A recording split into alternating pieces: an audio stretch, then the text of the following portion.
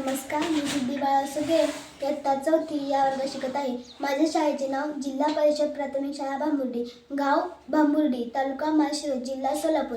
मी माझ्या भाषणाला सुरुवात करते. ज्यांच्या चरणी येऊ घ्या माना अन्नजरा, ज्यांच्या चरणी येऊ घ्या माना अन्नजरा, त्या जाणत्या राजाला माझा मानाचा मुजरा, मानाचा मुजरा. सन्माननीय व्यासपीठ, आदरणीय गुरुजन आणि उपस्थित सर्व छत्रपतींच्या माळ्यांनो, काळाच्या कपाळावर स्वातंत्र्य, स्वराज्य आणि स्वाभिमान या 3 शब्दांची मुद्रा उमटविणाऱ्या छत्रपती शिवाजी महाराजांची आज जयंती आहे. महाराष्ट्राच्या कणाकणावर, जनतेच्या मनामनावर आणि इतिहासाच्या पानापानावर कोरलेले नाव म्हणजे छत्रपती शिवाजी महाराज. गेल्या 400 वर्षापासून हे एकच नाव महाराष्ट्राला सामर्थ्य आणि संघर्षाची आग देत आहे. शेकडो वर्षापासून गुलामगिरीत महाराष्ट्र कितपत पडला होता.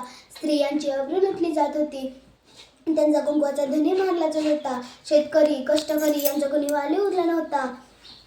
महाराष्ट्राला हवा होता एक झंकार वळवा पेटविणारा, एक अंगार, आणि अखेर ती वेळ आली. सह्याद्रीतून सिंहगर्जना झाली. 19 फेब्रुवारी 1630 रोजी शिवनेरीवर इतिहासाने कलाटणी घेतली. घोर काळोखाच्या पोटातून एक तारा जन्मला. माँसाहेब जिजाऊंच्या पोटी सिंह जन्मला. हिंदवी स्वराज्य व्हावे हे माँसाहेबांचे स्वप्न होते आणि ते स्वप्न पूर्ण करण्यासाठी महाराजांनी वयाच्या अवघ्या 16व्या वर्षी मुठभर मावळ्यांसोबत स्वराज्य स्थापनेची प्रतिज्ञा घेतली. या स्वराज्य स्थापनेच्या कार्यात महाराजांनी आपल्यासोबत 18 पगड जातीतील जीवाला जीव देणारे मावळे घेतले. तानाजी मालुसरे, बाजीप्रभू देशपांडे, प्रतापराव गुजर, जीवा महाल, मुरारबाजी अशा नरवीरांनी महाराजांसाठी प्रसंगी प्राणांची बाजी लावली.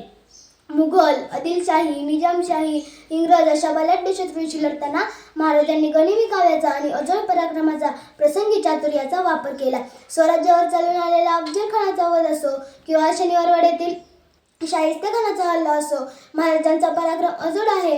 गरीब कष्टकऱ्यांसाठी स्वराज्य निर्माण करणारे, स्त्रियांचा सन्मान करणारे, महाराष्ट्र धर्म वाढविणारे हे एक जाणते राज्य होते.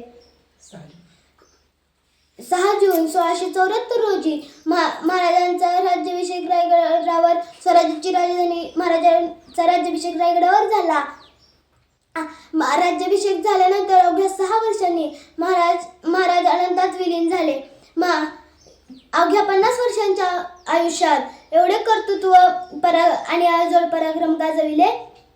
महाराज गेले, परंतु महाराजांचे नाव कधीही मराठी माणसाच्या काळजावरून पुसले जाणार नाही. आजची सामाजिक आणि राजकीय परिस्थिती पाहून शेवटी एवढेच म्हणेन, आजच्या या महाराष्ट्राला सांगा काय पाहिजे, आजच्या या महाराष्ट्राला सांगा काय पाहिजे.